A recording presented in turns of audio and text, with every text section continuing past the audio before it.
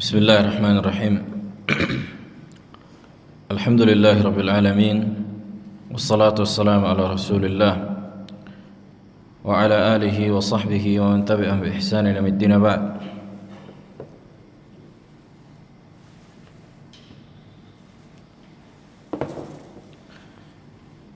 طيب نواصل كتاب البيان الأوحد في توحيد الله الأحد. Dan kita sampai di kaidah yang ke-10 dari nama-nama dan sifat Allah. Dan ini pada kaidah dalam sifat Allah Subhanahu wa taala. Ada yang masih ingat kaidahnya?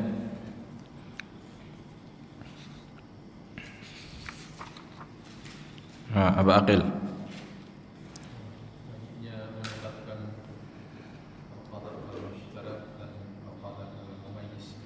Naam, ahsant.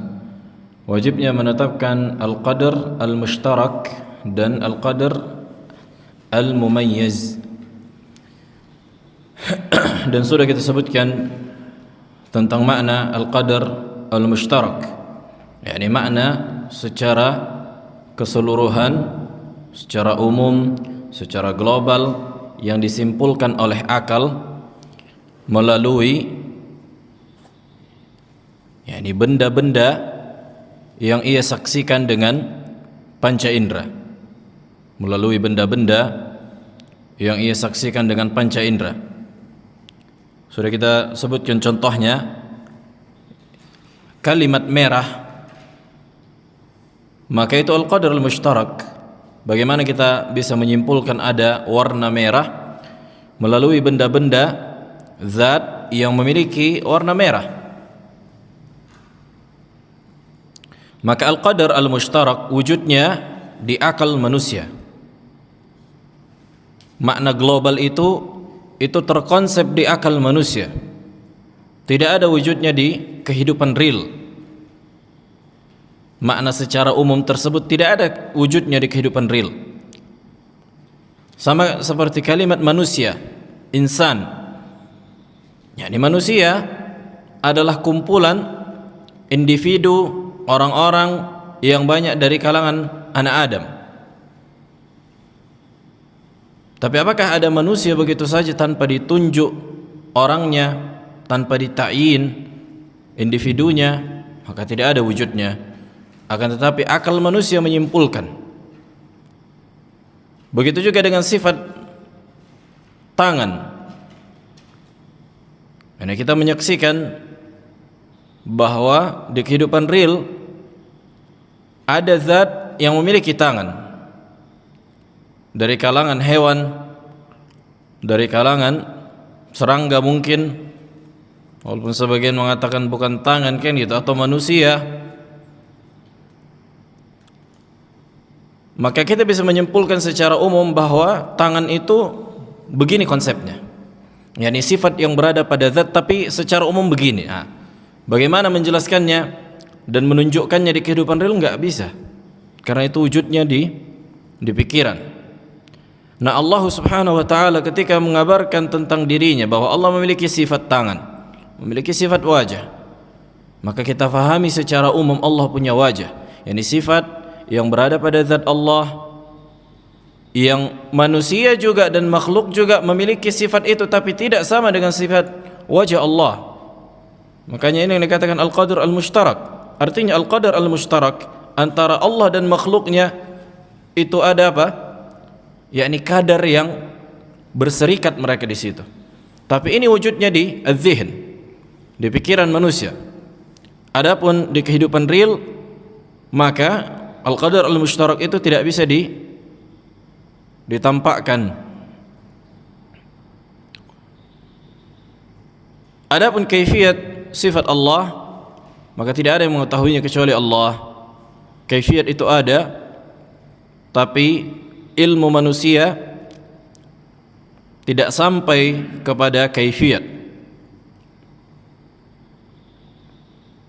Karena al-qadar al-mumayyiz, Allah mengabarkan Allah tidak sama dengan makhluknya. Kaifiyatnya tidak sama dengan kaifiyat makhluknya. Udah sampai di situ.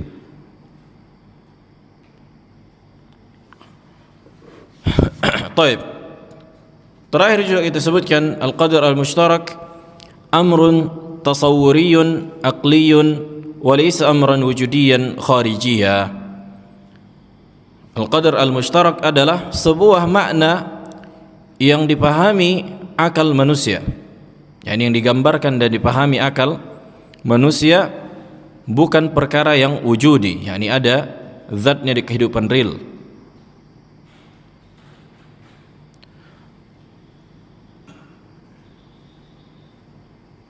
Baik, kita lanjutkan. Qala al-muallif ghafarallahu lahu wa liwalidayhi wa lisa'iril muslimin. Al-kull yata'allaqu bil qadri al-mushtarak ma baina al-khaliq wal makhluqin bi anfusihim. Innama huwa qabla al-idafah. Wa amma ba'da al-idafah fala budda min al-qadri al-mumayyiz wa kullun bihasabihi. Setiap pihak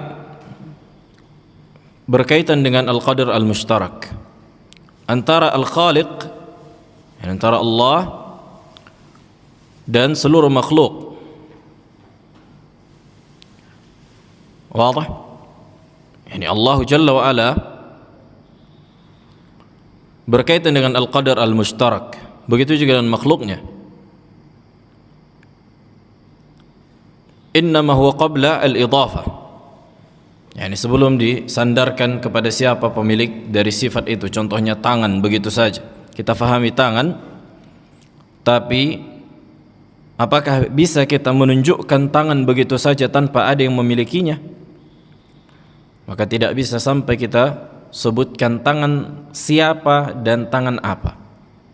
Yani kaifiatnya kita faham kan gitu. Misalnya Anda bilang, tunjukkan tangan si Kevin. Nah, tunjukkan.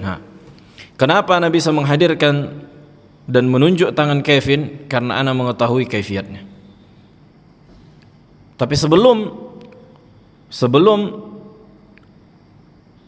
menyandarkan tangan ini kepada Kevin, misalnya tangan begitu saja, kita fahami, tapi apakah kita mengetahui?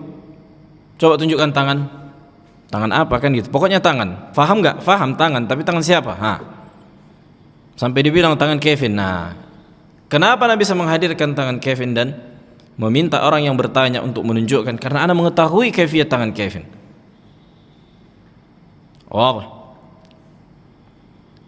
Nah, sebelum disandarkan kepada siapa tangan ini, maka enggak bisa kita tunjukkan. Nah, Allah Jalla wa Ala begitulah. Allah memiliki tangan, na'am. Tapi makna secara global yang kita fahami. Nah, ketika terbesit bagi kita tangan manusia, maka tidak boleh disematkan kepada Allah, karena Allah mengatakan laisa kamitslihi syai'. Tidak sama dengan kaifiat tangan makhluk manapun. Udah sampai di situ kita bisa tergambarkan Allah secara umum punya tangan, udah. Nah, karena hakikat dari bayangan manusia itu lebih luas dibandingkan apa? Kehidupan real. Sebatas yang kita lihat dengan panca indera. Ya kan? Kita bisa membayangkan banyak perkara yang sebenarnya enggak ada wujudnya di kehidupan real.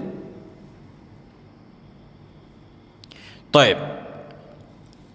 Fal khaliqu na'am wa amma ba'da al-idhafah, adapun setelah disandarkan kepada siapa pemilik tangan itu, pemilik sifat itu misalnya, yani wajib menetapkan al-qadar mumayyiz, yani kadar yang menjadi keistimewaannya.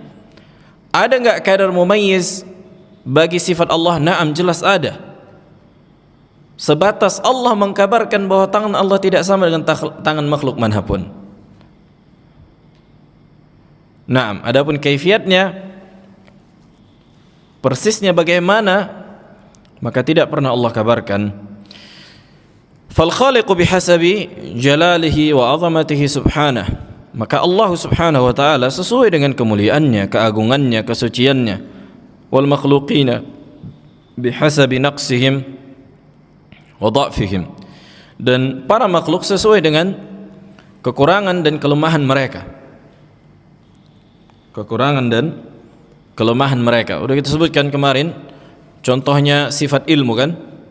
Yani manusia dilahirkan tidak mengetahui apapun.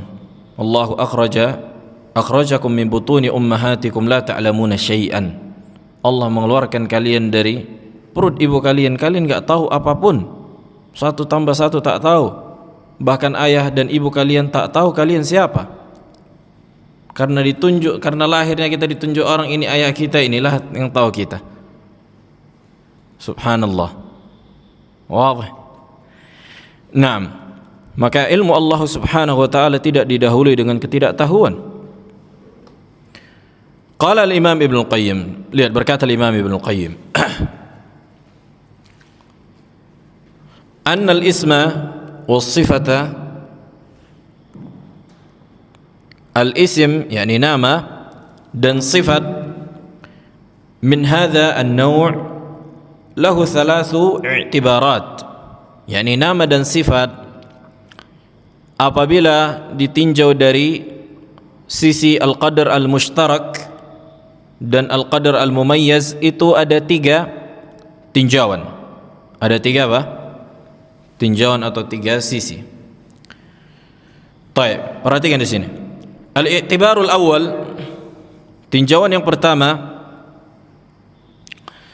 i'tibarun min haits huwa ma'a qat'i an-nazar an taqyidihi bir-rabb tabaraka wa ta'ala atau al-'abd. Apabila ditinjau dari sisi sifat tersebut tanpa disandarkan kepada siapapun, yakni kalimat tangan begitu saja, kan gitu, tangan, enggak ada pemiliknya, pokoknya kita fahami tangan, tidak disandarkan kepada Allah dan tidak disandarkan kepada makhluk, pokoknya kita lafaz tangan kita fahami. Kemudian al-i'tibaru ats-tsani, afwan, sebelum itu, yakni untuk memudahkan, sebagaimana kita sebutkan contoh, yakni lafaz putih, ini kan qadar mushtarak, ya enggak? Besar, qadar mushtarak, kecil, qadar mushtarak, mawjud, ada, al-qadar al-mushtarak. Ada banyak sebenarnya lafaz-lafaz yang memang begitu dipahami akal manusia. Wadih. Al-i'tibaru tsani, yakni tinjauan yang kedua, i'tibaruhu mudhafan ila rabb mukhtassan bihi. Lafaz tadi disandarkan kepada Allah, idhafah, disandarkan kepada Allah sebagai sifat yang khusus bagi Allah.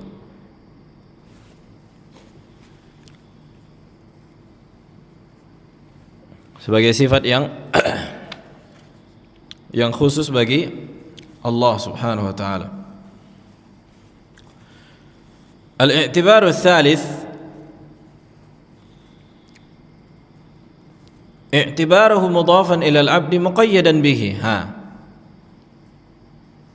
Sifat tadi, contohnya tangan tadi, disandarkan kepada seorang hamba, kepada manusia contohnya, dikaitkan kepada dia. Misalnya tangan manusia, kemudian tangan Allah, kemudian Allah dan manusia berserikat pada lafaz tangan, berserikat, itulah yang dikatakan al-qadar al-mushtarak, kadar yang berserikat, kadar yang berserikat. Wadah. Fama lazima al-ismu lidhatihi wa haqiqatihi kana thabitan lirabbi wal 'abdi wa lirabbi minhu ma yaliqu bi kamalihi wa lil 'abdi minhu ma yaliqu bihi. Maka ketika disandarkan nama ini, contohnya kemarin kita sebutkan Al-Hayy, Allah menamakan dirinya Al-Hayy dan Allah juga menamakan makhluknya Al-Hayy, yukhrijul hayya minal mayyit, kan gitu. Allahul ladzi la ilaha illahu huwal hayyul qayyum. Maka nama Allah Al-Hayy memiliki konsekuensi. Inilah yang dikatakan lawazim kemarin, dalalatul iltizam. Makanya kita gunakan kaidah itu untuk memahami ini secara runtut dia. Apa makna dalalatul iltizam? Ada yang masih ingat kemarin? Kemarin kita sebutkan ada 3. Ada mutabaqah, ada tadammun, ada iltizam.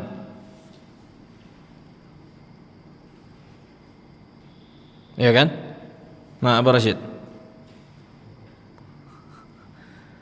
Ada mutabaqah, ada tadammun, ada iltizam.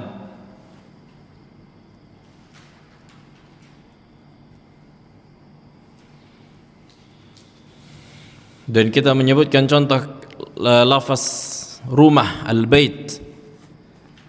Lafaz rumah itu dikatakan lafaz mutabaqah. Rumah mencakup seluruhnya. Mencakup ruang tamu, ruang makan, dapur, dan seterusnya. Ketika dikatakan tadammun, sebagian dari makna rumah itu. Sebagian dari makna rumah itu. Karena rumah terdiri dari apa? Ruang tamu misalnya. Nah, ketika kita memahami ruang tamu, ini bagian dari rumah. Ini dikatakan dalalatut tadammun. Kemudian iltizam, konsekuensi dari rumah itu, di luar dari lafaz itu. Itulah kuli, itulah arsitek. Iya kan? Rumah nggak mungkin terjadi begitu saja. Ya mungkin ketika Allah menginginkan, tapi secara sunnatullah, maka Allah menciptakan sebab. Manusia yang bisa melakukan sebab, itulah membangun rumah. Wadah. Baik. Fama lazimal ismu lidzatihi. Maka konsekuensi dari sifat dan nama Allah, yakni kalau itu benar sesuai dengan dalil dan sesuai dengan akal, maka apa? Maka sabit. Ya, ini tetap bagi Allah. Dan apa yang menjadi konsekuensi dari sifat makhluk, maka itu apa? Itu juga tetap bagi makhluk. Nah, bagaimana kita bisa mengetahui konsekuensi sifat? Dengan menyaksikannya. Ya enggak? Bagaimana kita bisa mengetahui konsekuensi tangan manusia? Kita tengok tangannya.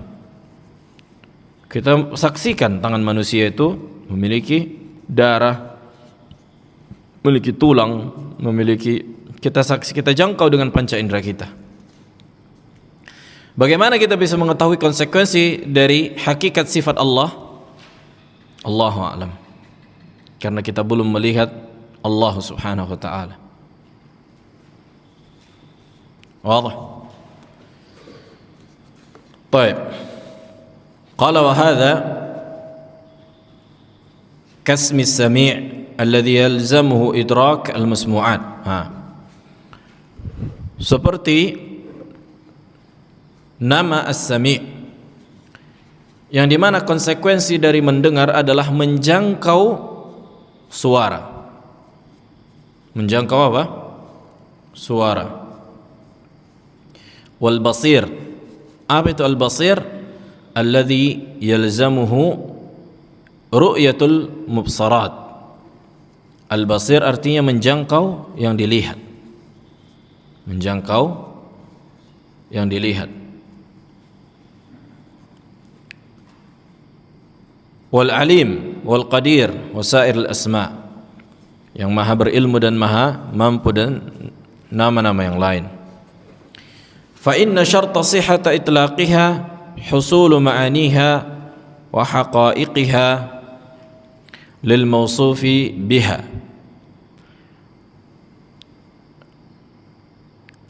Apa syarat bolehnya diucapkan, disematkan kepada, yakni disematkannya sifat kepada yang disifatkan, yakni apabila sesuai dengan makna dan hakikatnya, kan itu.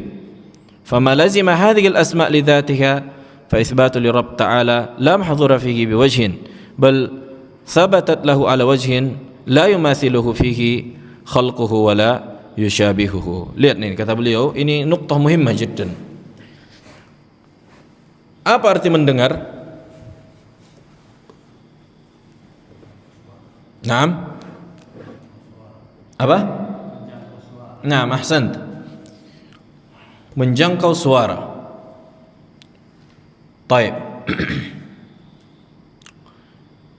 Allah Subhanahu wa taala mengabarkan bahwa Allah Sami'. Iya enggak? Naam. Innallaha kana sami'an basira. Dan Allah Subhanahu wa taala menyebutkan di dalam Al-Qur'an bahwa Allah menciptakan pendengaran bagi manusia. Ya enggak? Naam. Kemudian apa konsep mendengar? Sebagaimana yang disebutkan tadi. Konsep mendengar adalah menjangkau suara. Sama dengan melihat, menjangkau penglihatan, yakni perkara yang dilihat. Apakah suara dan perkara yang dilihat itu sama?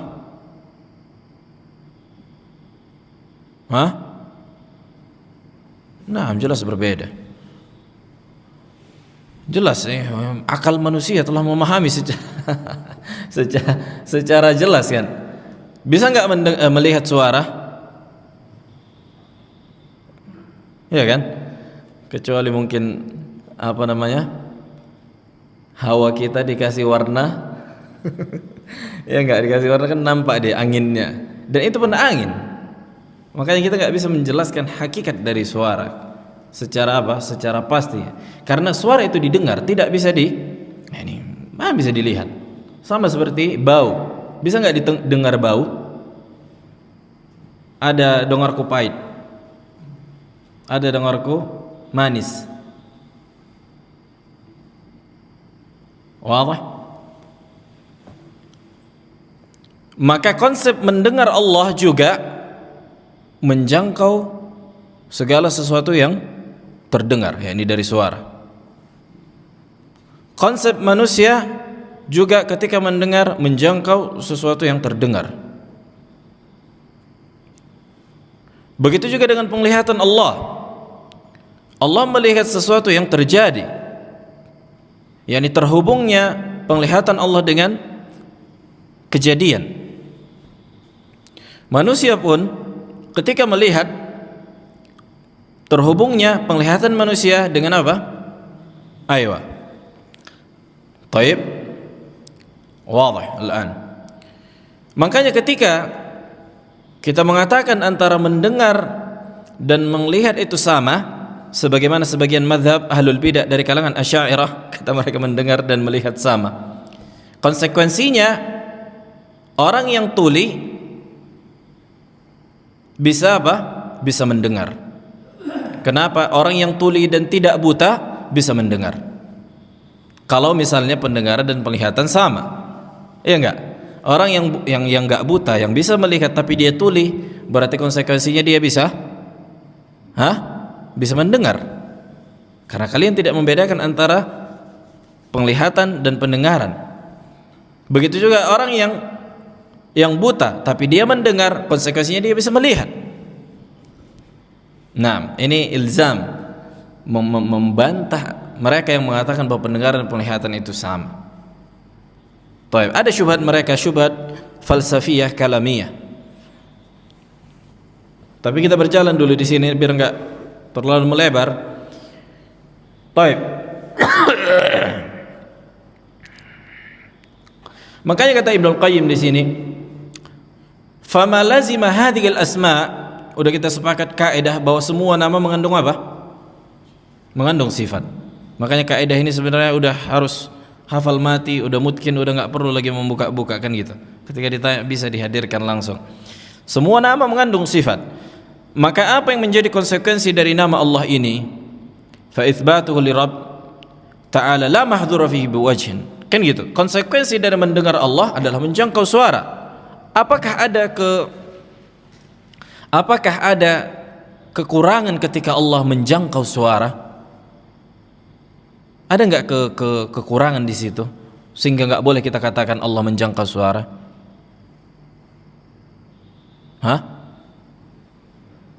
Aba Ayyub, Aba Ikrimah?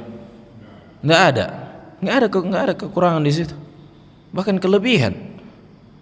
Begitu juga dengan penglihatan. Makanya Allah Subhanahu wa taala di dalam Al-Qur'an menghinakan berhala. Iya enggak? Apa sifat berhala? Aywa, sebagaimana dikatakan Ibrahim, lima ta'bud ma la yasma'u wa la yubsir. Kenapa pula kalian sembah yang tidak mendengar dan tidak melihat? Menunjukkan bahwa apa? Pendengaran dan penglihatan adalah sifat sempurna. Makanya tidak layak bagi kalian wahai manusia menyembah sesuatu yang lebih hina dari kalian, yakni patung-patung yang tak mendengar dan tak melihat. Sementara kalian mendengar dan melihat. Inilah yang kalian sembah, kan udah rusak akal kalian gitu. Wah, ini menunjukkan bahwa pendengaran penglihatan adalah sifat sempurna dan konsepnya secara umum al-qadr al-mushtarak sama. Artinya Allah menjangkau pendengaran Allah menjangkau suara, penglihatan Allah menjangkau sesuatu yang dilihat. Wah. Nah, akan tetapi lawazimnya, konsekuensi dari jangkauan suara pendengaran Allah tidak sama dengan manusia. Konsekuensi pendengaran manusia, kita hanya bisa menjangkau beberapa jarak. Aywa. Lihat, kemarin Abu Rashid kan bertanya. Wadah. Ketika apa? Ketika manusia berbicara, ketika manusia mendengar, ada terbatas dengan jarak. Sementara Allah Subhanahu wa taala sifat mendengar dan berbicaranya Allah tidak sama dengan manusia yang terbatas dengan jarak. Makanya Allah mendengar segala sesuatu sampai langkah kaki semut. Nah, wadah. Makanya inilah mensucikan Allah, kan gitu. Inilah memuliakan Allah. Kita tetapkan sifat mendengar, tapi kita tetapkan dengan konsekuensi yang mulia yang tidak sama dengan makhluk. Begitu juga dengan penglihatan. Makanya Allah Subhanahu wa taala melihat segala sesuatu. Bayangkan cemana kita melihat yang di balik tembok. Bisa enggak kita bayangkan? Maksudnya kita lihat tembok dan kita lihat yang di balik tembok. Bisa? Dua dimensi lah istilahnya, kan gitu. Sementara Allah melihat segala sesuatu, tidak terhalang bagi Allah apapun. Nah, nggak bisa kita apa? Tidak bisa kita samakan konsekuensi sifat melihat kita dengan sifat melihat Allah. Wadah.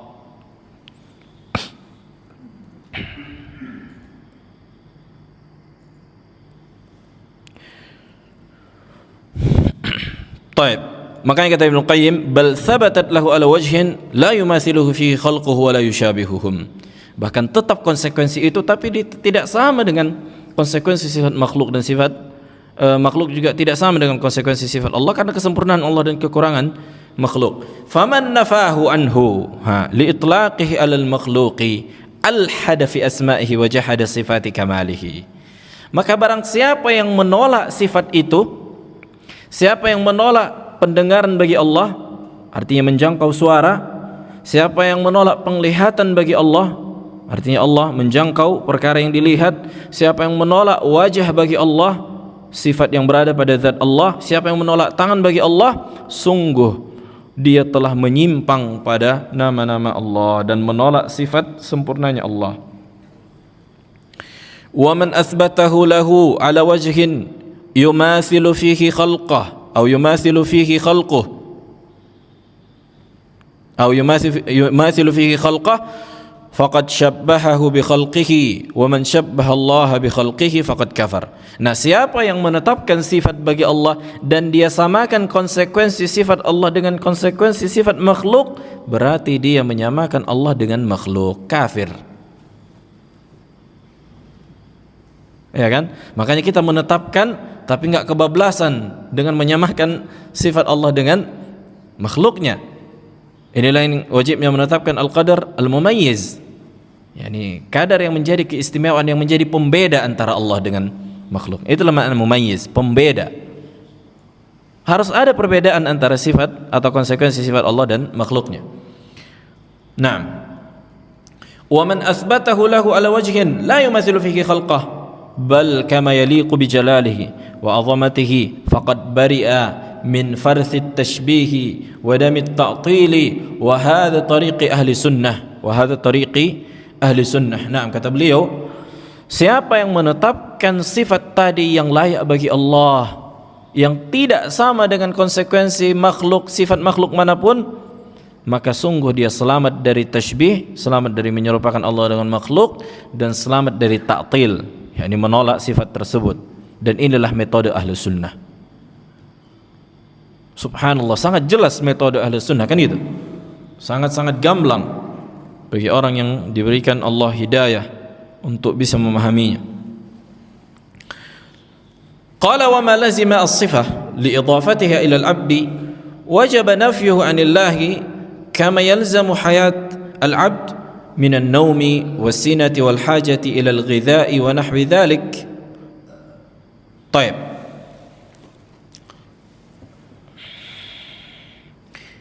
Kemudian kata beliau, wa ma lazima as-sifah li idafatiha ila al-'abdi. Apa yang menjadi konsekuensi sifat seorang makhluk karena disandarkan sifat tersebut kepada makhluk, maka wajib disucikan Allah dari itu, wajib dinafikan Allah dari itu. Sebagaimana konsekuensi kehidupan hamba seorang makhluk itu dikenai oleh sifat tidur. Kehidupan hamba apa? Dia tidur, kan gitu. Makanya tidur itu kata Nabi apa? Akhul maut, saudara dari kematian. Ya enggak? Makanya tidur itu kenapa dikatakan mati? Mati itu dialah yang tidak melakukan perbuatan. Itulah yang membedakan antara yang mati dan hidup. Tidak melakukan perbuatan. Ya enggak? Makanya orang mati enggak bergorak, kan? Enggak bergorak. Maksudnya enggak ada, maksudnya walaupun jantungnya tidak berdetak tapi enggak ngapa-ngapain. Apa beda benda mati sama benda hidup? Al-fi'l. Naam. Bergerak atau berbuat lebih tepat. Ya enggak? Wadah, yakni berbuat, ada aksi. Yang hidup itu ada aksi dia.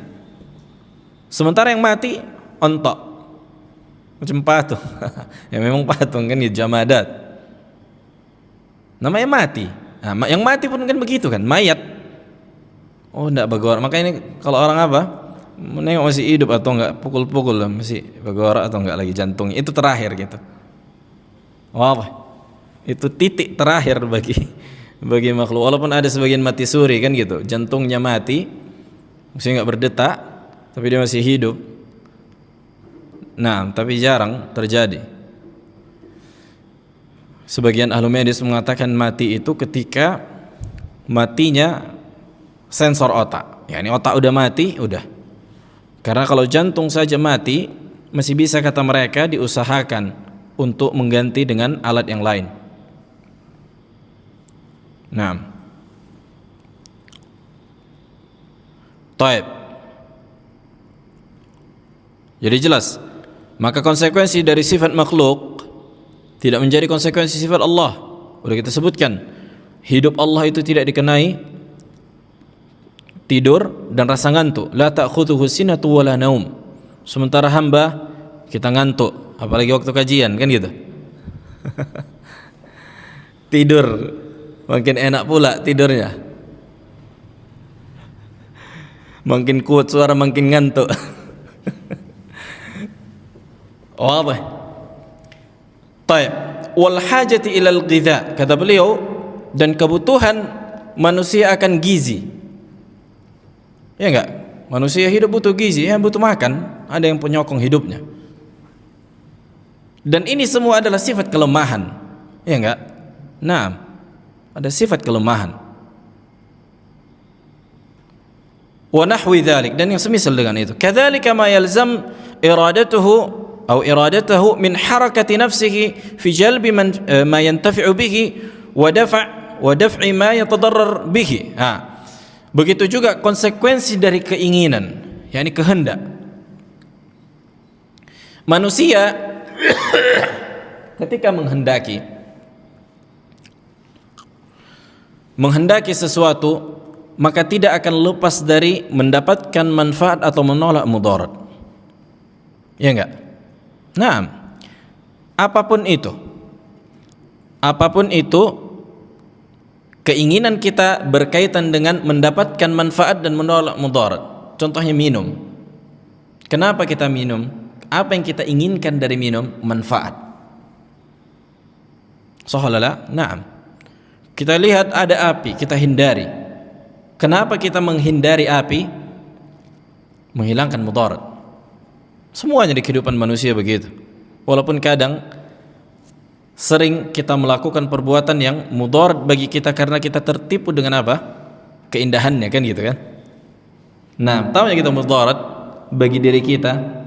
Misalnya orang lah makan riba, tahunya dia mudarat, tahunya dia. Tapi karena apa? Tertipu dengan keindahannya. Memang ada manfaat di situ. Dia lebih fokus ke manfaatnya itu, mudaratnya Allah nanti.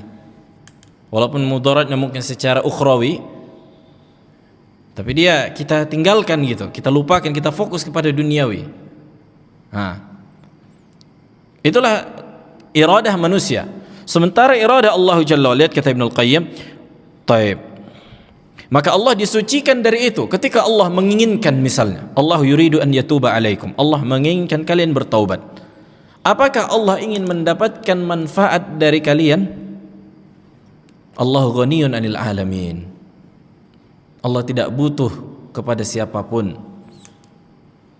Apakah ketika Allah misalnya menginginkan seorang hamba beriman, kan gitu, maka Allah menginginkan untuk menolak mudarat dari hambanya? Tak ada yang bisa mudaratkan Allah subhanahu wa ta'ala. Makanya iradah tapi keinginan itu ada pada sifat Allah atau pada zat Allah, kan itu. Taib. Wa kadzalika ma yalzam uluwahu min ihtiyajihi ila ma huwa 'alin alayhi wa kaunuhu mahmulan bihi muftaqiran ilayhi muhitan bihi. Begitu juga ketinggian makhluk di atas makhluk. Sudah kita sebutkan. Ketika makhluk tinggi di atas makhluk yang lain, contohnya anak ketika duduk di atas kursi. Anak sekarang tinggi di atas kursi. Maka anak membutuhkan apa? Membutuhkan kursi untuk menopang diri. Ya enggak? Naam. Maka ini apa? Kullu hadza yajibu nafyuhu 'anil quddusis salami tabaraka wa ta'ala. Ini semua konsekuensi makhluk ini wajib dihilangkan dari Allah Subhanahu wa ta'ala yang maha suci, yang maha selamat dari kekurangan. Wa ma lazima sifatan min jihati ikhtisasihi ta'ala biha fa innahu la yathbutu lil makhluqi biwajhin ka'ilmihi alladhi yalzamuhu al-qidam wal wujub wal ihata bi kulli ma'lumin وقدرته وإرادته وسائر صفاته فإنما يختص به منها يعني لا يمكن إثباته للمخلوق. Begitu juga sifat Allah Jalla wa'ala yang menjadi kekhususan bagi Allah, seperti ilmu Allah yang tidak didahului dengan ketidaktahuan, dan ilmu Allah mencakup segala sesuatu. Qudratullah, iradatullah, semua sifat Allah tidak boleh disamakan dengan konsekuensi sifat makhluk. Jelas? La yumkin itsbatuhu lil makhluk. Tidak boleh, mustahil. Naam. Fa idza ahatta, lihat kata Ibnu Qayyim rahimahullah, fa idza ahatta bihadhihi alqaidah khabran wa aqaltaha kama yanbaghi khallasta min al-afatayn allatayn huma aslu bala'il mutakallimin. Kalau engkau telah memahami konsep dari kaidah ini, bahwa konsekuensi sifat Allah tidak berlaku pada konsekuensi kekhususan sifat makhluk. Kekhususan, intabih lihat. Kata Ibnu Qayyim, ketika engkau memahami kaidah ini, engkau selamat dari penyakit at-ta'til, yakni menolak sifat Allah secara asal, wa afatut tashbih, yakni selamat dari penyerupaan kaifiyat sifat Allah dengan kaifiyat sifat makhluk. Fa innaka idza wafaita hadzal maqam haqqahu min at-tasawwur, kalau engkau telah memenuhi perkara ini, artinya engkau telah memaksimalkan usahamu dan engkau telah sempurna dalam memahami perkara ini, asbatta lillahi al-asma'al husna was sifatil ula haqiqatan, maka engkau akan menetapkan nama-nama yang husna bagi Allah dan sifat yang tinggi secara hakiki. فخلصت من التعطيل ونفيت عنها خصائص المخلوقين ومشابهتهم فخلصت من التشبيه. Maka engkau akan menolak kekhususan konsekuensi sifat makhluk yang ada pada sifat Allah dan penyerupaan sifat Allah terhadap penyerupaan sifat makhluk pada kaifiatnya dan pada konsekuensinya. Fatadabbar, maka engkau akan selamat dari tashbih, kan itu menyerupakan Allah dengan makhluk. Fatadabbar hadzal mawdi' waj'alhu jannatak, maka coba fokuskan perkara ini, tadabburilah dan jadikan ini surgamu, allati tarji'u ilaiha fi hadzal bab wallahul muwaffiq lis-shawab, yang engkau kembali kepada perkara ini ketika mendapatkan seluruh sifat. Engkau baca di dalam Al-Qur'an atau ada yang mengkabarkan kepadamu, kan gitu, bahwa Allah Jalla wa Ala memiliki kedua mata, bahwa Allah Jalla wa Ala memiliki tangan, bahwa Allah Jalla wa Ala memiliki kaki. Tapi tidak sama dengan konsekuensi sifat dan tangan manusia atau kaki manusia yang terdiri dari pada tubuhnya, yang diketahui seperti darah dan seterusnya. Allahu a'lam bagaimana. Yang jelas kita imani Allah punya kaki, kita imani Allah punya tangan, kita imani Allah punya mata, kita imani Allah punya wajah, tapi tidak sama dengan makhluk manapun. Allahu a'lam. Kalau terbayang di dalam benak kita bahwa sifat Allah dengan sifat Allah itu seperti sifat makhluk, seperti mata manusia, tangan manusia, maka wajib kita ubah mindset kita, bukan kayak gini. Mungkin terbayang, kan gitu, otomatis ketika wajah langsung kayak, tapi harus ditolak. Itu tabiat manusia, karena biasanya memang kita memahami atau mengambil contoh sesuatu yang kita lihat, yang biasa kita lihat, yang biasa kita dengar. Ini tabiat manusia. Ketika wajah misalnya, mungkin langsung terambil contoh di dalam benak kita wajah manusia. Ketika mengatakan khamr, karena mungkin kita sering dan melihat tua misalnya, yang terbenak langsung tua, maka ini semua wajib ditolak. Jadi terbesitnya itu tabiat, maksudnya itu nggak bisa kita pungkiri, itu pasti terbesit, tapi jangan kita yakini begitu tangan Allah. Jelas? Oke. Terbesitnya di dalam pikiran itu nggak bisa ditolak, maksudnya pokoknya kok dibilang tangan langsung itu yang terbesit. Nah, kita merasakan itu semua. Tapi jangan kita yakini begitulah tangan Allah, begitulah sifat Allah. Jadi karena kita tak pernah melihat Allah Jalla wa Ala sebelumnya. Nah, sebagaimana perkara-perkara yang ada di surga udah kita sebutkan, kan gitu. Begitulah kita mengimaninya, tapi nggak bisa kita bayangkan. Apa yang terbayangkan berarti bukan lebih sempurna dari itu semua. Misalnya kenikmatan di surga, kita bayangkanlah surga. Makanya kan orang kan bisa membuat animasi misalnya di komputer, melukis silahkan, tapi surga lebih indah dari itu. A'dadtu li ibadiyas salihin ma la 'ain ra'at wa la udhun sami'at wa la khatara 'ala qalbi bashar. Naam, adzan. Baik, kita lanjutkan sekali lagi. Qala al-muallif rahimahullah, fa min khilali kalami Ibn al-Qayyim يتبين لنا أن ليس ثم التماثل من إثبات الصفات بين الخالق والمخلوق. Dari kalam Ibnul Qayyim yang kita paparkan, maka telah tampak dan jelas bagi kita ketika menetapkan sifat Allah dan menetapkan sifat makhluk, walaupun sifat tersebut secara lafaz sama seperti tangan, seperti ilmu, seperti qudrah, maka ada kadar yang berserikat antara Allah dengan makhluknya pada sifat itu secara umum, dan itu wujudnya di pikiran manusia dan difahami akalnya. Akan tetapi konsekuensi bagaimananya maka tidak ada yang mengetahuinya, karena Allah mengatakan laisa kamitslihi syai' وهو السميع البصير لأن الصفة بعد الإضافة إلى الله حصل القدر المميز لله تعالى الذي لا يماثل الصفات المخلوق. Nah ketika sifat tadi disandarkan kepada Allah, tangan misalnya, ilmu, qudrah, iradat, maka akan terhasilkan maka akan kita ketahui al-qadar al-mumayyiz, yakni kadar sebagai pembeda, kadar yang menjadi keistimewaan, kadar yang menjadi kesempurnaan antara sifat Allah kaifiyatnya dengan sifat makhluk.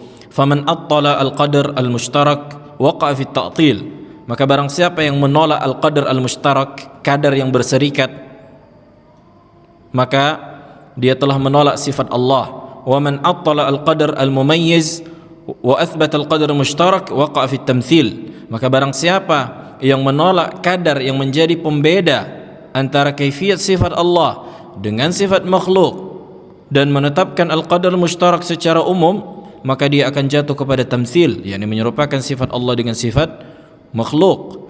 Wala ya'ni anna itsbat al-qadar al-mumayyiz li sifatillah huwa nafyul qadar mushtarak. Bukanlah maknanya ketika mengatakan ada kadar yang menjadi pembeda antara sifat Allah kaifiyatnya dengan sifat makhluk kaifiyatnya berarti menolak al-qadar al-mushtarak.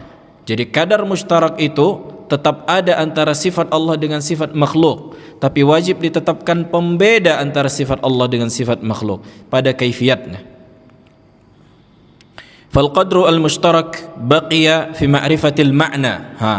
Al-qadar al-mushtarak, kadar yang berserikat itu antara Allah dengan makhluknya, itu kita ketahui untuk membedakan makna wajah, kan gitu. Secara umum kita fahami wajah, maka Allah punya wajah, wajhullah kaifiatnya tidak sama dengan makhluk. Kemudian Allah kabarkan pun Allah punya kedua tangan, kita fahami juga manusia punya kedua tangan, maka kita fahami Allah punya kedua tangan, tapi kaifiat tangan Allah tidak sama dengan kaifiat tangan makhluk. Begitu juga Allah mengabarkan kaki, Allah punya kaki, kan gitu. Kita fahami manusia punya kaki, kaifiat dari kaki Allah tidak sama dengan kaifiat dan konsekuensi sifat makhluk. Maka bisa kita membedakan antara tangan, kaki, wajah secara umum pada sifat Allah, tapi kaifiatnya enggak kita ketahui. Nah, ولكن لما ثبت القدر المميز في صفات الله لا نعرف حقيقة القدر المميز في الخارج إلا ما هو أدنى منه وهو عدم التمثيل بكيفية صفة أي مخلوق. الله أكبر. Yani kadar yang menjadi pembeda itu ada enggak bagaimananya kaifiat tangan Allah? Itu ada. Turunnya Allah ke langit dunia kaifiatnya bagaimananya ada. Tapi apa yang menjadi apa ilmu kita? Bagaimana kita mengetahuinya? Sebatas Allah kabarkan tidak sama dengan makhluknya. Itu yang bisa kita jangkau. Lebih dari itu enggak bisa. Allah punya wajah, sifat yang berada pada zat Allah, dan kita akan melihat wajah Allah di dalam surganya biiznillah. Maka kaifiat dari wajah Allah itu ada. Bagaimana? Allahu a'lam. Allahu a'lam. Yang jelas kadar mushtarak, karena manusia punya wajah, kadar yang sebatas. Kalau terbayangkan wajah Allah, wajah manusia harus dihilangkan. Udah kita sebutkan, mungkin tabiat manusia kan kayak gitu, menyebutkan lafaz yang terbesit dia apa? Yang biasa dia lihat. Ya enggak? Makanya susah kan ketika bilang, misalnya kita anak katakan kepada Abu Ayyub, Abu Ayyub, jangan bayangkan warna merah. Jangan bayangkan warna merah. Kayak mana jangan membayangkan? Langsung otomatis terbayang warna merah kan gitu. Apalagi menyebutkan lafaz. Ya enggak? Jangan bayangkan warna hitam, Bang Arun. Hitam, hitam, hitam. Jangan bayangkan warna hitam. Bisa. Ketika Anda sebutkan hitam, langsung mungkin antum bayangkan, ambil contoh gelap, hitam, papan tulis atau apa kan gitu. Atau kapas. Jangan bayangkan kapas. Makanya nggak bisa kan gitu. Karena kita apa? Kita mengambil contoh langsung terbenak perkara yang kita lihat. Nah, wajar ketika kita mengatakan Allah punya tangan, terbesit tangan manusia, maka wajib kita imani bahwa Allah tidak seperti itu tangannya. Wajib kita hilangkan itu. Mungkin terbayang itu otomatis, itu nggak masalah. Tapi jangan dibiarkan. Oh ya kayak gini lah tangan Allah itu. Dibayangkan terus. Nah, maka tidak ada, Allahu alam, nggak sama dengan makhluk manapun. Karena itu tabiat manusia. Ketika kita menyebutkan sebuah lafaz, dia akan membayangkan sesuatu yang biasa ia lihat. Kan gitu. Tapi jangan kita biarkan begitulah tangan Allah. Allahu alam bukan kayak gini, jauh semua ini. Makhluk ini semua lemah, makhluk ini semua kurang, makhluk ini semua ada kecacatan. Sementara Allah Subhanahu wa taala sifat Allah sempurna. Laisa kamitslihi syai'. Naam. Walillahil matsalul a'la. Baik. Sebagaimana kita sebutkan, yang jelas kita fahami kadar yang menjadi pembeda kaifiat sifat Allah dengan sifat makhluknya apa? Naam, laisa kamitslihi syai'. Lebih dari itu enggak tahu kita, kan gitu. Lebih dari itu enggak tahu kita. Sebatas Allah mengkabarkan tidak sama dengan makhluk manapun. Nah, walidzalika qala ta'ala laisa kamitslihi syai' fa sifatullah ta'ala min babil qadr al-mushtarak. Maka sifat Allah yakni masuk ke dalam kadar yang berserikat antara Allah dengan makhluknya di situ, tapi wajib kita tetapkan al-qadr al-mumayyiz, kadar yang menjadi pembeda, yang menjadi kekhususan dan keistimewaan Allah tidak sama dengan makhluk manapun kaifiatnya dan lawazimnya. Walaysa min babi al-lafz al-mushtarak, fa qawlu al-lafz al-mushtarak fi bab al-asma' was-sifat arada bihi al-mu'attilah an yanfi ma'ani tilka as-sifat imma bit-tafwid aw bit-tahrif wa la hadza lahum fi dhalika fal-bab masdudun syar'an wa aqlan. Sebagian ahlul bid'ah mengatakan antara nama dan sifat Allah dengan nama dan sifat makhluknya, contohnya Al-Hayy, ini kata mereka min babi al-lafzul mushtarak. Kemarin sudah kita sebutkan kan lafzul mushtarak, apa maknanya?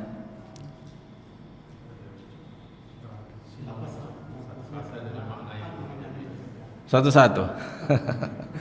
Rashid. Lafaznya sama, maknanya berbeda. Naam. Lafaznya sama, maknanya berbeda. Kata mereka, nama Allah, sifat Allah dengan nama makhluk dan sifat makhluk itu min babi lafzul mushtarak. Lafaznya sama, lafaznya saja yang sama, tapi maknanya tidak ada yang berserikat di situ, kata mereka. Mereka menginginkan bahwa Allah tidak punya tangan.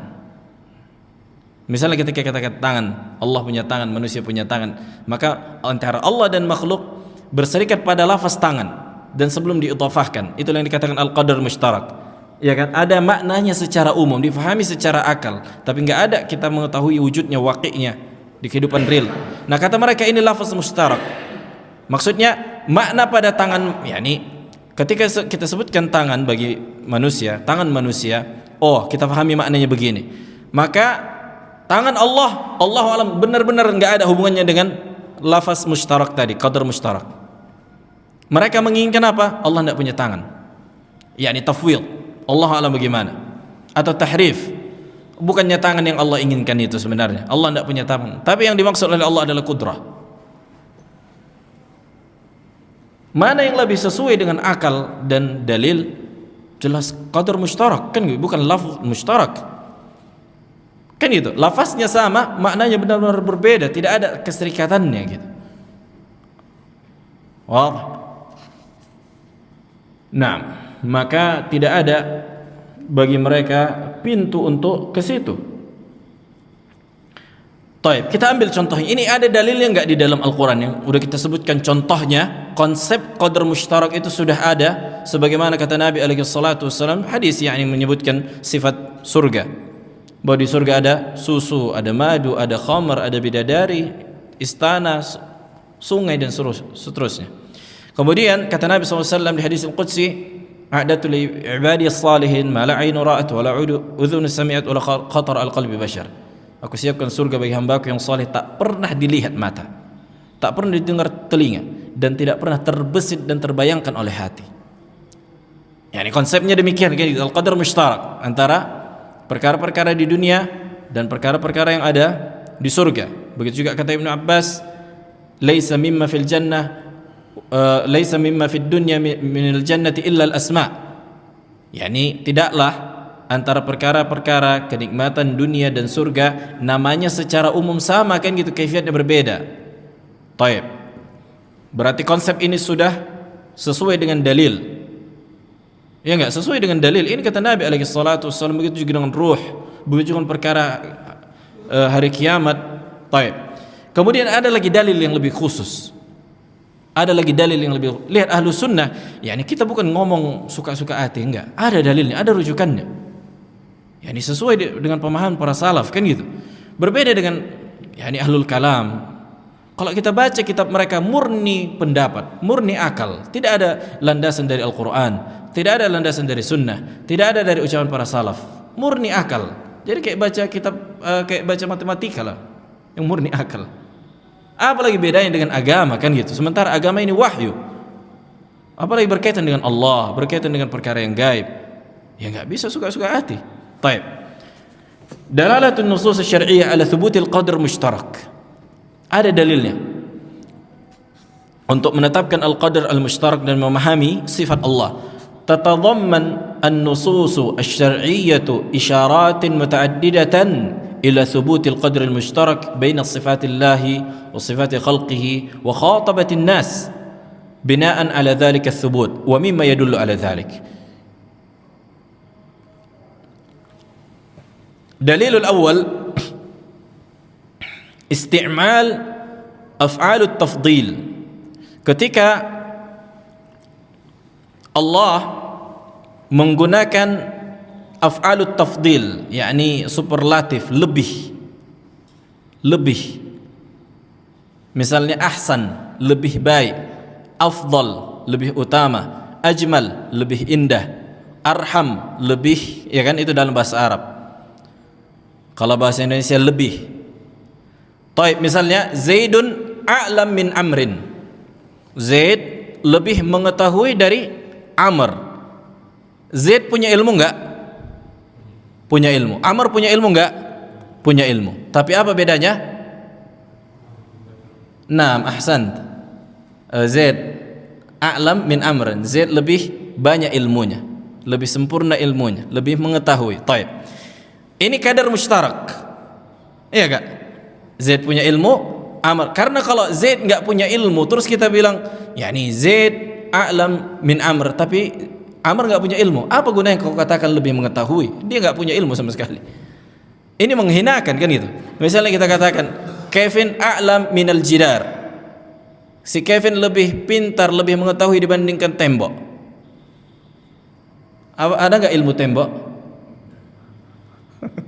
Ini menghinakan. Sahalala. Menghinakan apa? Menghinakan Kevin. Masa disamakan sama tembok? Wadih. Naam. Maka Allah Jalla wa Ala menyebutkan di dalam Al-Quran di surah Al-Anbiya fi qawlihi wa Ayyub, yani ingatlah ketika apa? Ayyub idnada rabbahu, ketika Allah memanggilnya. Artinya ketika dia memanggil Allah, ketika dia, yani Ayyub berdoa memanggil Allah, idnada rabbahu anni massani ad-dur, ya Allah, sesungguhnya aku ditimpa mudarat, ditimpa musibah, ditimpa kesusahan, kesempitan. Kemudian apa kata Ayyub? Wa anta arhamur rahimin, dan engkau adalah zat yang paling penyayang di antara yang memiliki sifat kasih sayang. Arham yakni Allah, ar-rahimin yakni makhluknya, kan gitu. Makhluk yang lain punya sifat kasih sayang enggak? Nah, ibu kita, siapapun, kan banyak manusia memiliki sifat kasih sayang. Tapi Allah Jalla wa Ala, kasih sayang Allah lebih besar dibandingkan seluruh makhluk.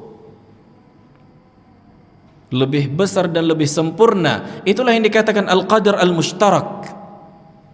Allah punya sifat rahmah, kasih sayang. Seorang ibu punya sifat rahmah. Tapi kasih sayang Allah Jalla wa Ala melebihi itu semua, melebihi semua sifat makhluknya. Bahkan kasih sayang, disebutkan para ulama, kasih sayang seorang ibu kepada anaknya itu bentuk aplikasi dari kasih sayang Allah, efek dari kasih sayang Allah kepada hamba. Subhanallah. Kenapa ibu kita menyayangi kita? Kenapa orang tua? Binatang pun kayak gitu, dia tabiat, insting. Seorang kucing menyayangi anaknya karena Allah Jalla wa Ala menyayangi hambanya. Maka Allah jadikan sebagian hamba ini saling berkasih sayang. Wa ja'ala bainakum mawaddatan warahmah, kan gitu. Wadih. Baik.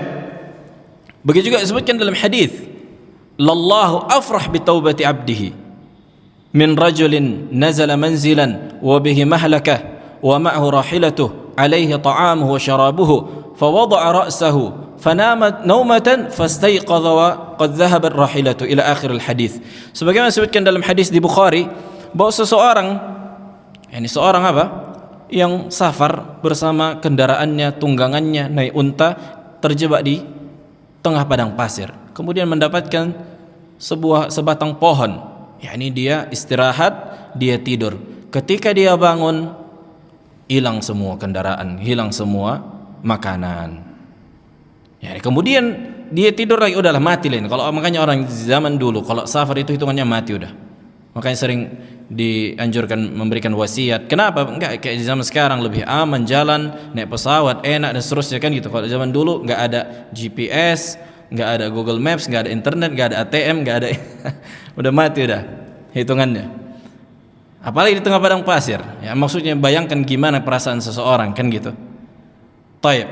Ketika dia tidur hilang, maksudnya barang dan kendaraannya. Dia bangun dia enggak, udahlah mati lain, udah tidur aja lah lagi, apa lagi gunanya. Nah ketika dia tidur dan dia bangun lagi, dia dapatkan kendaraan, lihat bagaimana keadaan kebahagiaannya kan gitu. Kebahagiaan kita saja yang kita rasakan, barang kita hilang, malah dapat kita. Allahu Jalla wa Ala afrah, afrah lebih bahagia dari seorang hamba yang mendapatkan tunggangan. Maksudnya Allah lebih bahagia dengan taubat seorang hamba. Ketika seorang hamba bertaubat, Allah bahagia. Lihat, saksi bahasnya al-qadar al-mushtarak. Tapi bahagianya Allah Subhanahu wa taala tidak sebagaimana konsekuensi bahagianya makhluk. Mungkin kita senang disebabkan kebutuhan kita terhadap benda itu. Ya enggak? Hilang duit kita 1 juta. Cari-cari enggak ada. Kemudian apa? Dapat kita. Kenapa kau bahagia? Aku butuh. Maka Allah Jalla wa Ala ketika mendapatkan hambanya bertaubat dan dia berbahagia, bukan berarti Allah membutuhkan taubat seorang hamba. Wah, lihat ini konsekuensi kebahagiaan makhluk. Taib. Tapi saksi bahannya al-qadar al-mushtarak. Allah punya sifat bahagia, seorang hamba punya sifat bahagia, dan konsekuensi kebahagiaan Allah tidak sama dengan konsekuensi kebahagiaan makhluk. Qala fahada tarkib yadullu ala anna Allah Ta'ala yashtariku ma'a khalqihi fi hadhihi as-sifat.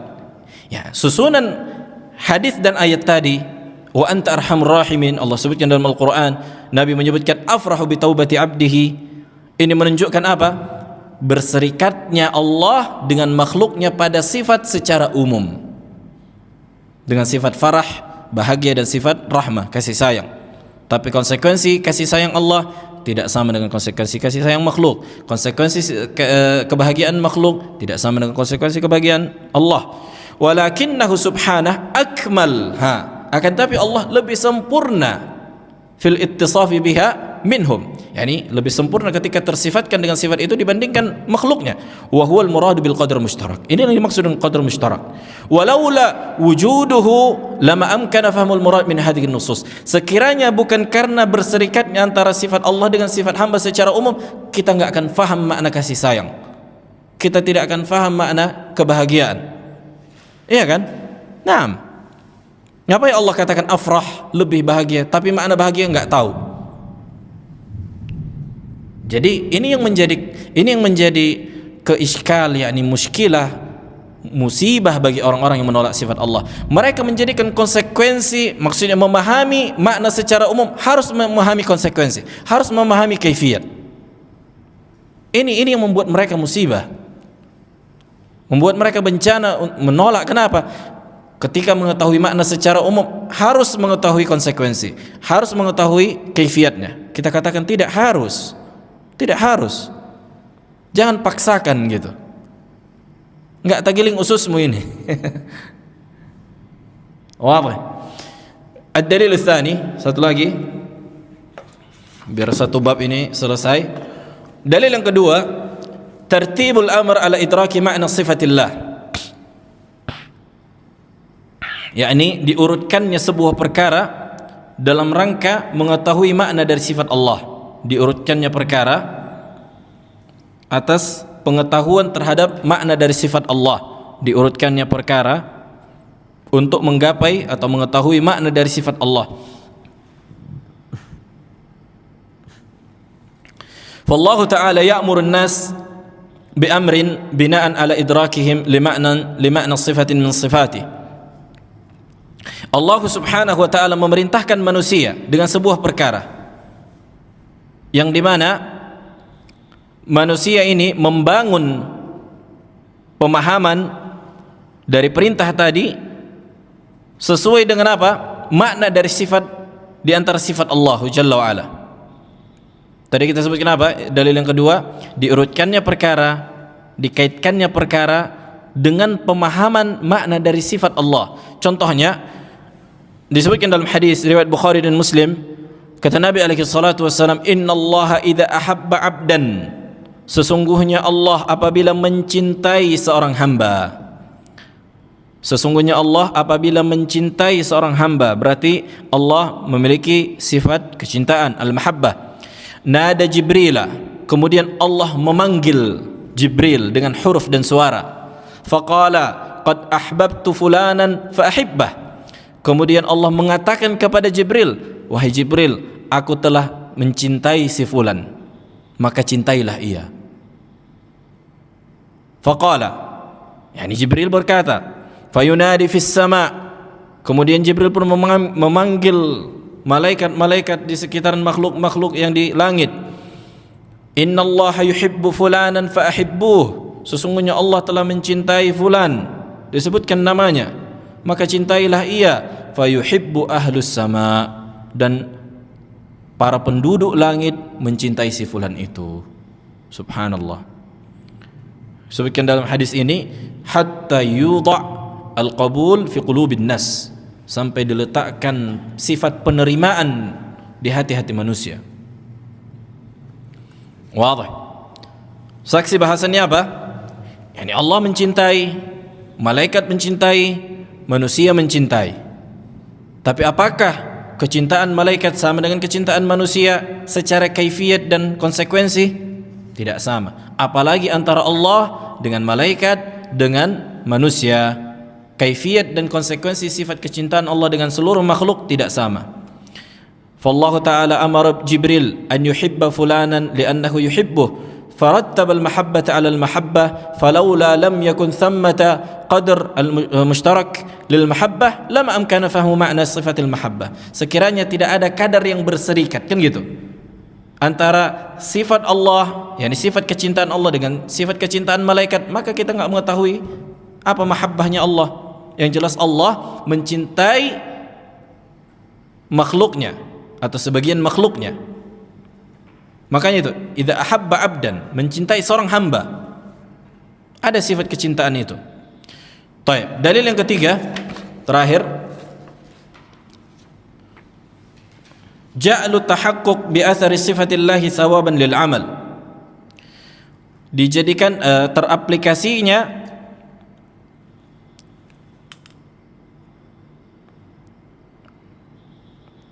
efek dari sifat Allah sebagai pahala untuk melakukan perbuatan itu.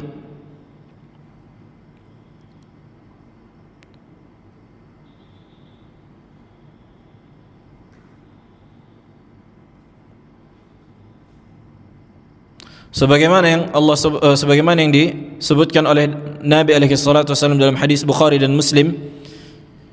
Kata Nabi alaihi salatu wasallam, ar-rahimuna yarhamuhum ar-rahmanu. Orang-orang yang memiliki sifat kasih sayang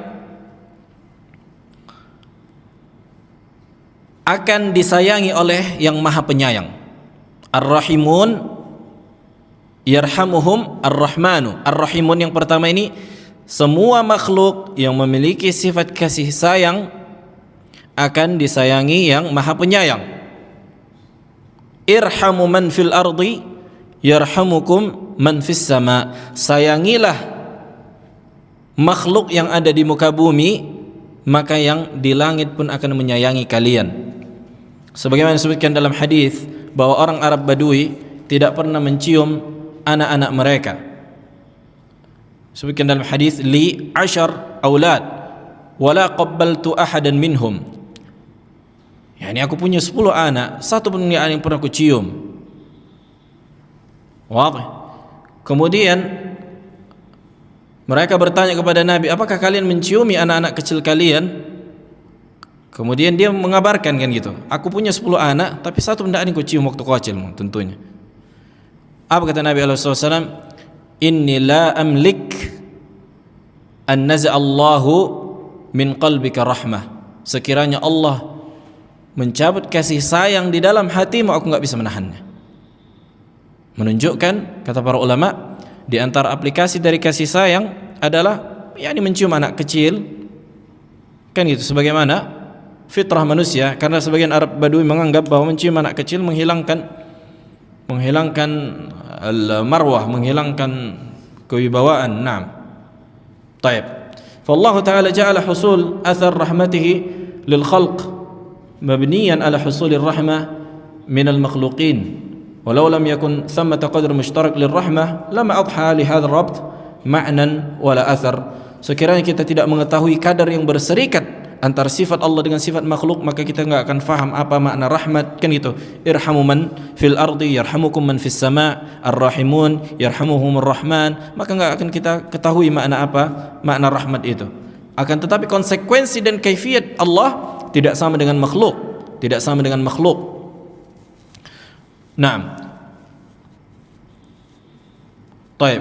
Kita baca sedikit lagi qaidah itsbatul ilm bil ma'na la yalzam itsbatul ilm bil kaifiyah wa itsbatul ilm bil kaifiyah yalzam minhu itsbatul ilm bil ma'na. Ini sudah kita bahas sebenarnya. Hadhihi al qaidah muwaddihatun li taqrir as-sabiq anna itsbatul ilm bil ma'na wa huwa al qadr al mushtarak la yalzam minhu itsbatul ilm bil kaifiyah wa huwa haqiqatul qadr al mushtarak wa huwa haqiqatul qadr al mumayyiz walakin man athbata al ilm bil kaifiyah al qadr al mumayyiz لازم أو لازم منه إثبات العلم بالمعنى القدر المشترك لأن القدر المشترك أعم من قدر المميز. Nah, kenapa mungkin sebagian istilahat ini agak susah difahami? Yani kayak muter-muter. Karena inilah konsekuensi dari ilmu mantiq. Karena ini penjelasan mantiqiyah. Dan ilmu mantiq apabila selamat dari pemahaman filsafat, maka boleh dipelajari, bahkan bisa jadi mustahab atau bisa jadi wajib. Kan itu, selamat dari pemahaman filsafat dan bisa membantah pemahaman filsafat itu, ini bisa jadi wajib kifai, bisa jadi mustahab atau bisa jadi mubah. Kalau selamat dari apa? Konsep Aristoteles, konsep dari kekufuran, konsep dari penyimpangan. Karena memang pada disiplin ilmu di dalam agama ini seperti ilmu usul fikih, ilmu bahasa, ilmu balaghah, kemudian apa lagi? Ilmu hadis, maka dimasukkan memang sebagian konsekuensi ilmu mantiq. Seperti itu tadi, yakni mutabaqah, tadammun, iltizam. Itu konsep dari ilmu mantiq. Al-akbar al-kull akbar min al-juzu', yang besar lebih, yakni yang utuh lebih besar dibandingkan sebagian. Ini ilmu mantiq. Kan itu, yakni al-qadr mushtarak, al-jins wal naw' wal fard, ilmu mantiq. Naam. Ilmu mantiq ini sebenarnya kaidah kayak matematika, konsep memudahkan seseorang apa? Untuk memperkecil kesalahan dia dalam berpikir. Memperkecil apa? Meminimalisir kesalahan dia dalam berpikir. Nah, cuma kadang-kadang itu tadi dia, ketika ilmu mantik ini digunakan dengan usul, dengan pondasi yang salah, dengan mengkiaskan antara yang tampak dan yang gaib. Ini yang menjadi repot. Karena enggak semua bisa dikiaskan antara yang gaib dan yang tampak, kecuali hanya al-qadar al-mushtarak. Balik lagi al-qadar mushtarak, kan gitu. Allah gaib, na'am, bagi kita gaib. Wajah Allah gaib, na'am, bagi kita gaib.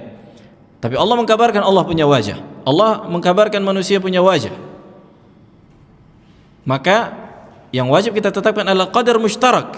Kaifiyat itu wajib kita tetapkan bahwa kaifiyat wajah Allah tidak sama dengan wajah makhluk. Udah sampai di situ. Itulah repotnya orang-orang filsafat, mereka menjadikan qadar mustarak itu qadar mumayyiz di kehidupan real. Jadi nggak ada konsep iman terhadap yang gaib bagi mereka. Orang memang kafirnya pula. Makanya mereka nggak percaya terhadap surga, neraka, itu mulhid, ateis.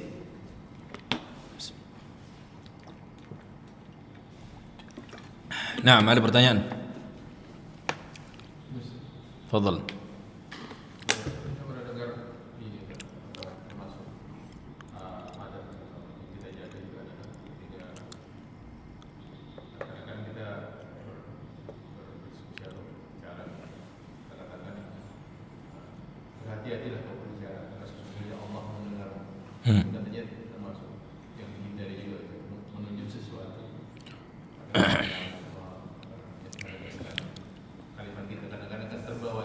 Naam. Naam, ini yang pertama disebutkan dalam hadis. Ketika Nabi alaihi salatu wassalam menyebutkan ayat innallaha kana sami'an basira wa asyara biyadihi sami'an basira. Tuh, kayak gini. Ini Nabi yang melakukan. Bukanlah maksudnya menyamakan pendengaran Allah dengan penglihatan Allah. Mata Allah sama dengan mata makhluk. Pendengaran Allah berarti harus bertelinga. Allahu alam. Akan tapi Nabi ingin memberikan tahqiq. Maksudnya Allah itu benar-benar melihat dan mendengar. Nah, makanya orang yang mengatakan Allah mendengar mulu bukan sedang menyamakan tapi menegaskan. Ya, ini bentuk penegasan. Karena manusia biasanya memahami pendengaran itu dengan menunjuk telinga, kan gitu, mendengarmu. Nah, makanya menjangkau suara manusia biasanya dengan telinga. Tapi apakah semua yang menjangkau suara harus dengan telinga? Maksudnya telinga terdiri dari itulah yang ada di dalamnya, itu daging itu ila akhirih. Handphone bisa menjangkau suara dari mikrofon, kan gitu. Adapun telinga Allahu a'lam, maka Allah tidak menyebutkan Allah punya telinga atau dinafikan, kan gitu. Yang jelas apabila yang dimaksud dengan telinga yakni telinga sama dengan makhluk, maka Allahu a'lam. Maksudnya Allah disucikan dari itu. Maksudnya kita nggak boleh menyamakan konsekuensi. Itu dia. Tapi Allah melihat dengan mata. Allah melihat dengan mata. Wa alqaitu wa alqaitu alaika mahabbatan minni walitusna'a ala aini tajri bi a'yunina jazaan liman kana kufir. Allah menyebutkan bahwa kapal Nabi Nuh itu berjalan di atas mata Allah, maksudnya bi a'yunina, dengan penjagaan kami, dengan melihat kapal tersebut berlayar di atas permukaan air yang tinggi dan Allah jaga. Walitusna'a ala aini, Allah katakan kepada Nabi Musa, dan engkau ditarbiyah wahai Musa di atas penjagaan kami. Allah memperhatikan Nabi Musa. Allah melihat Nabi Musa dengan matanya, dengan mata Allah subhanahu wa ta'ala. Akan tapi syubhat ahlul bidah, mereka mengatakan, oh kalau Allah melihat punya mata berarti Allah butuh mata, sementara Allah tidak membutuhkan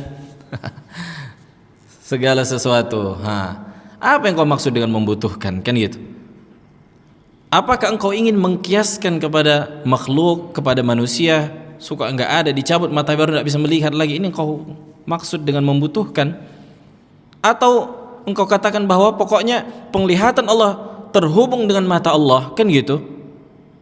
Yang jelas tidak sama dengan makhluknya. Mata makhluknya yang terdiri dari kornea, pupil, dan seterusnya. Maka ini ucapan mujmal dan wajib ditinggalkan. Kebutuhan-kebutuhan apa yang kalian maksudnya iftiqar, kebutuhan, yahtaj, hajah. Maka Allah Jalla wa'ala tidak sama dengan makhluknya. Wajib ditinggalkan konsekuensi-konsekuensi yang menjadi kekhususan bagi makhluk. Naam, Pak Amin. Naam.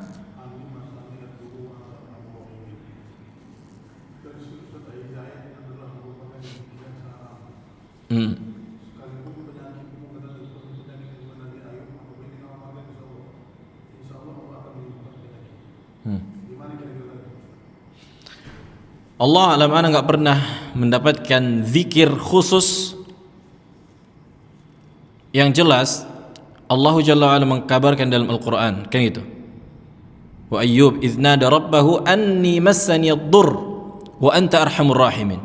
Maksudnya adakah zikir khusus dari Nabi alaihi salatu wassalam secara khusus dengan ini? Ana enggak mengetahui, akan tapi seorang boleh berdoa sebagaimana doa Nabi Ayyub berdoa. Nah, ada pun menisbatkan kepada Nabi, Allah alam, ana enggak mengetahui dalilnya.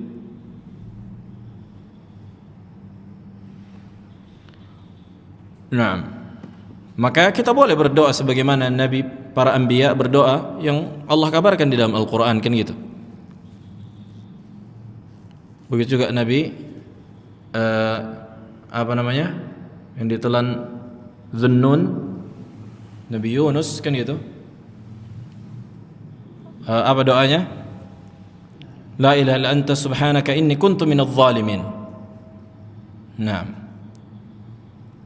maka ini boleh kita gunakan apa yang mereka para anbiya berdoa dan berzikir dengan itu. Allah alam. Maksudnya apakah ada khusus dari Nabi? Allah alam, enggak mengetahui, ada hadisnya secara sharih menunjukkan itu.